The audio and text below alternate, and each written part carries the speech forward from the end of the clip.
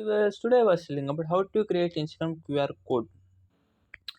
For that, if your Instagram was not in update, means please update on your Play Store or which app device do you have on Instagram.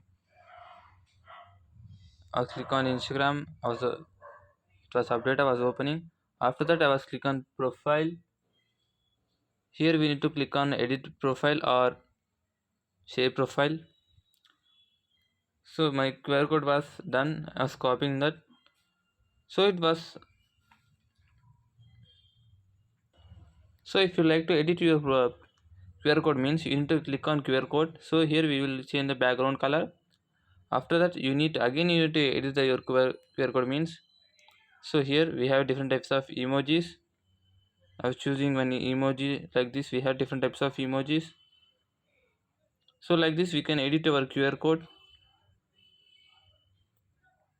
So like this we can edit our Instagram QR code. Thank you.